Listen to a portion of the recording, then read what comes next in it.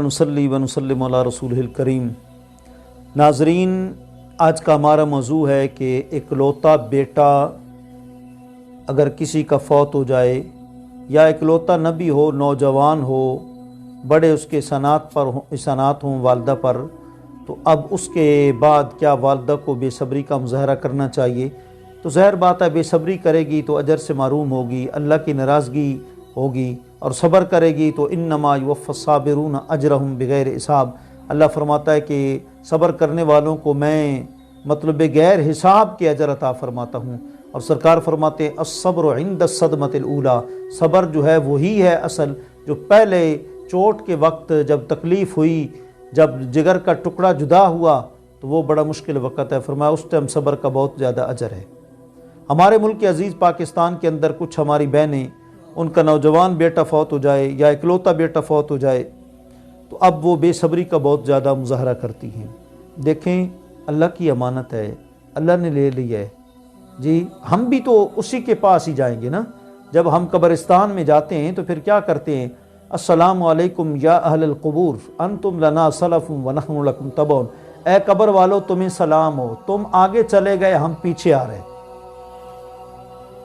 السلام علیکم یا اہل القبور انتم لنا سلف ونحن لکم تبع وانا ان شاء اللہ للاحقون بکم، اور انشاءاللہ اگر اللہ نے چاہا تو ہم بھی پیچھے آنے والے ہیں، تم سے مل جائیں گے جی۔ تو اسلام ہمیں اس چیز کا درس دیتا ہے کہ اس ٹائم صبر مشکل ہوتا ہے، تم صبر کرو۔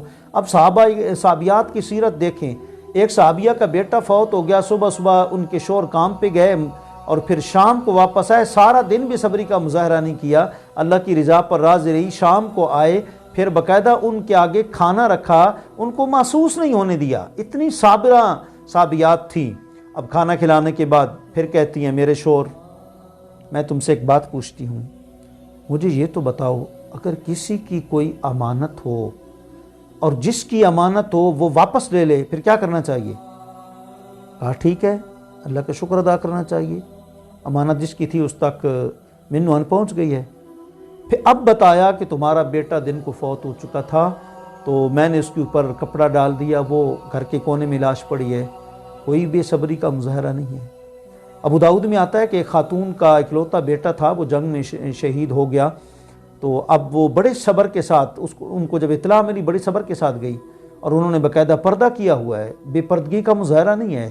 حضور کی بارگاہ میں گئی، حضور نے بتایا تمہارا بیٹا شہید ہو گیا ہے جی، اور پھر کہا گیا جی کہ اکلوتا بیٹا تھا، پھر آپ اس طرح آئیں؟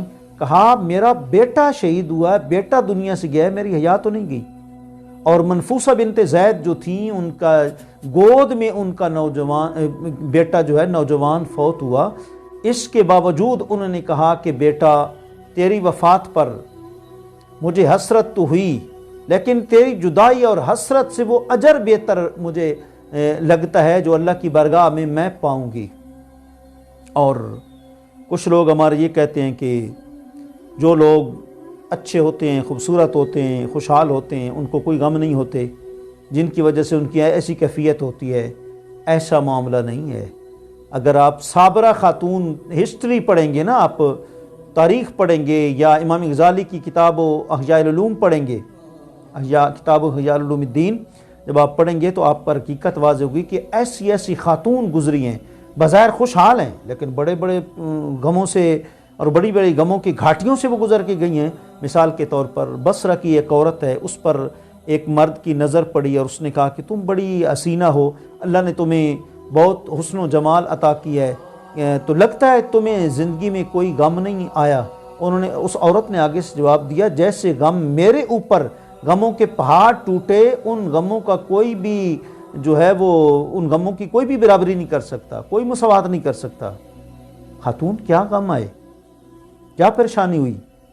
کہا کیا بتاؤں، عید کا دن تھا، میرے شوہر نے جانور کو ذبح کیا، بڑی خوشی خوشی کا عالم تھا، میرے 2 بیٹے تھے، ایک بڑا تھا ایک چھوٹا تھا۔ چھوٹا بیٹا بڑے کو کہنے لگا کہ یہ تو بتاؤ کہ پاپا نے، والد نے، ہمارے باپ نے کیسے جانور کو ذبح کیا تھا، تمہیں طریقہ آتا ہے؟ انہوں نے کہا ہاں۔ چھری ہاتھ میں لی، اور اللہ اکبر چھوٹے بیٹے کو ذبح کر دیا۔ چھوٹے بیٹے کو جب چھوٹے بیٹے نے چیخ لگائی، بڑا بھائی جو ہے اس سے برداشت نہیں، وہ پہاڑ کی طرف دوڑ گیا۔ جب پہاڑ میں جا کر چھپا تو وہاں سے بھیڑیا نے بڑے بھائی کو کھا لیا۔ چھوٹا بیٹا ذبح ہو گیا، بڑے بھائی کو بھیڑیا نے کھا لیا۔ اب باپ ان کی تلاش میں گیا، باپ کو شدید پیاس لگی، باپ بھی اسی عالم میں فوت ہو گیا۔ دونوں بیٹے بھی گئے اور باپ جو سہارا تھا وہ بھی گھر کا وہ بھی چلا گیا، اور پیچھے میں تنہا رہ گئی۔ جی اس کے باوجود اللہ کا شکر ہے میں اللہ کی رضا پر راضی ہوں۔ تو غرض کے آنا جانا تو دنیا میں لگا رہتا ہے، کوئی آ رہا ہے کوئی جا رہا ہے، یہ تو ایک گاڑی اور کیا کہتے ہیں سٹاپ کی مانند ہے کہ گاڑی کے اندر مرد عورتیں چھوٹے بڑے بوڑھے سب بیٹھے ہوتے ہیں۔ اب جس کا سٹاپ آتا ہے وہ اتر جاتا ہے، یہ نہیں کہا جاتا کہ اب جی یہ جی بڑا اتر رہا ہے یا چھوٹا اتر رہا ہے یا مرد اتر رہی ہے یا عورت، وہ تو ایک اللہ کا وقت مقرر ہے، جب موت آ جائے گی اذا جاء اجلهم لا يستأخرون ساعة ولا يستقدمون، اب ایک لمحہ بھی آگے پیچھے نہیں ہو سکتا۔ باقی اب ہم نے کیا کرنا ہے، اب ہم نے صبر کرنا ہے۔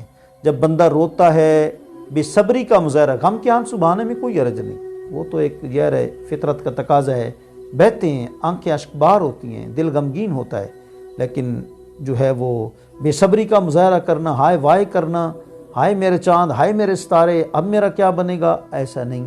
اللہ کی ذات سدا سے ہے، سدا رہے گی، ہر مشکل استعینوا بالصبر والصلاۃ، وہ فرماتا ہے اب تم صبر سے کام لو، نمازیں پڑھو، نمازیں پڑھ کر اپنے بیٹے کو اصال ثواب کرو۔ اللہ کریم آپ کو ہم سب کو جو ہے اپنی رضا پر راضی رہنے کی توفیق عطا فرمائے۔ وآخر دعوانا ان الحمد للہ۔